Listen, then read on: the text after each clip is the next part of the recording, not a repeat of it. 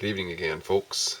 Steve here with a few words on this to do with this coffee chat we have coming up called Unconditional Love. And I know I've been kind of back and forth on this unconditional, just sort of kind of to stir things up more than anything, because what do I know, right, in terms of core concepts. But my mind keeps going in places that are I see in cases where there can be unconditional something, and other times it doesn't.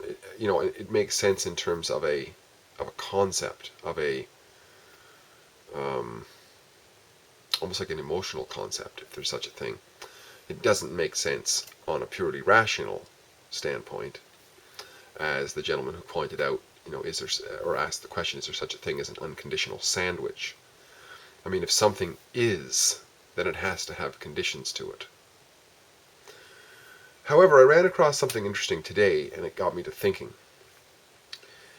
Because I think unconditional has to do with agreements.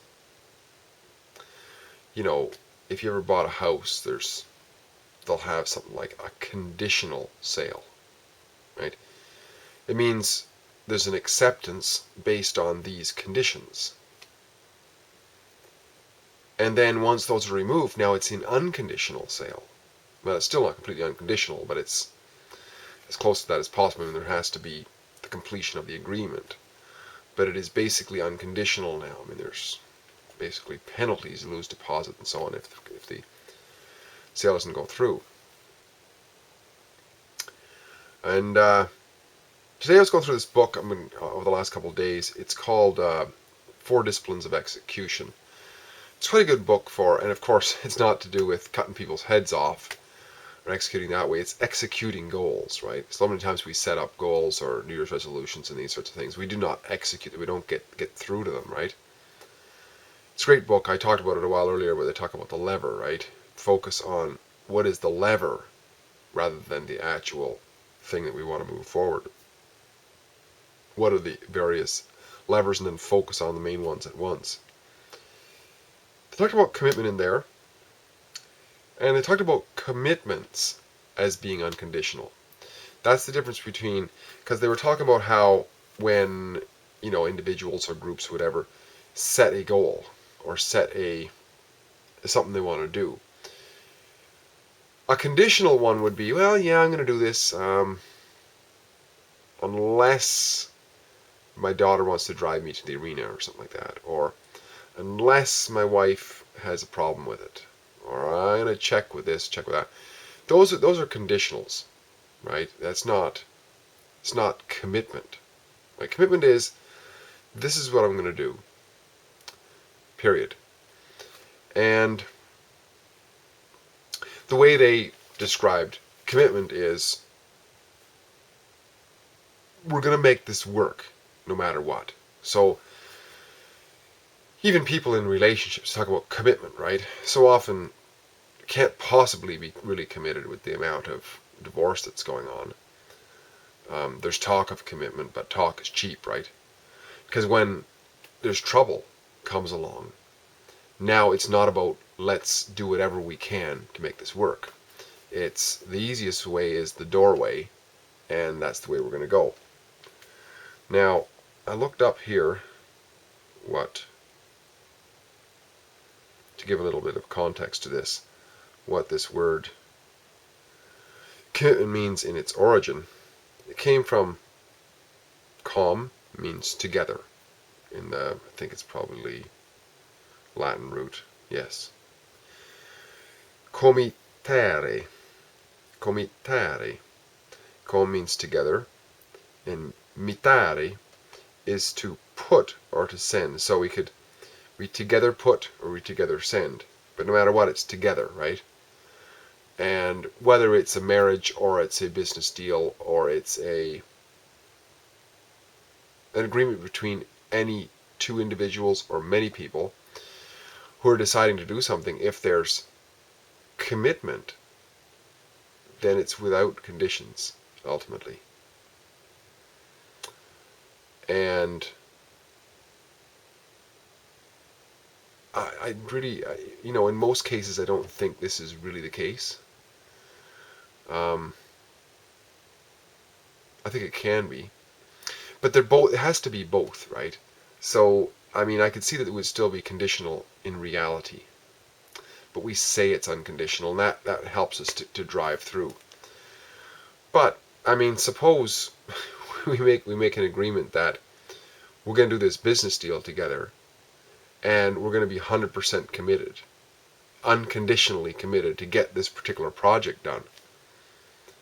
Well, if one is and one isn't, and one is thieving from the other and just being a complete jackass, completely misrepresented himself or herself in the contract, then eventually that would be an example of a condition where it would be breach of contract, right? So the contract would still be valid, because it would be a breach of contract, and that would be because it'd be entered in fraudulently, right?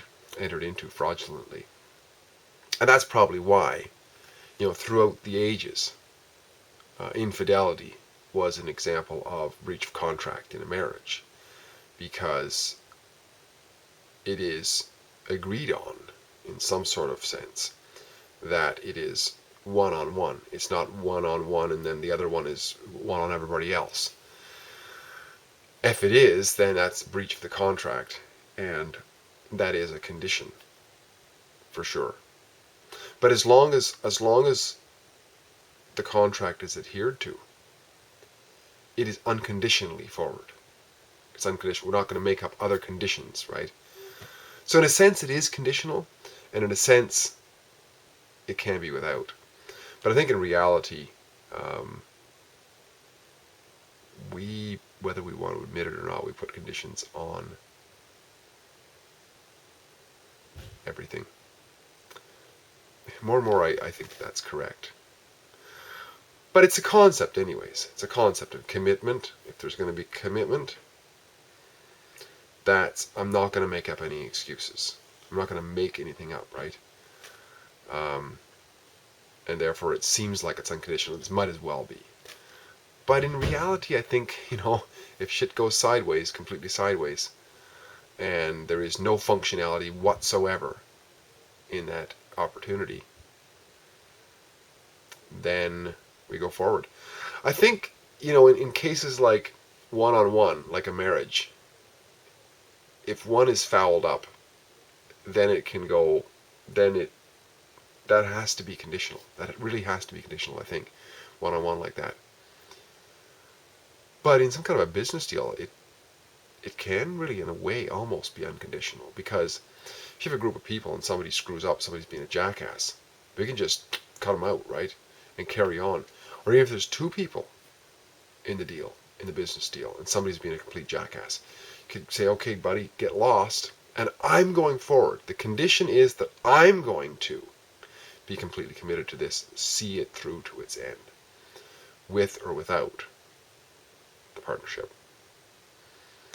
So I think there can be a lesson learned from that aspect of unconditionality, that commitment. Commitment can be very, very powerful to get us through, because it helps us with persistence, with effectiveness, with channeling our focus and our efforts, and narrowing our focus down to the things that we gotta get done. Very powerful indeed. What do you think? Commitment, unconditionality, are these important? If you think so, give me a thumbs up. If not, give me a big thumbs down. My name's Steve here again. Great chatting. Talk again soon. Bye-bye for now.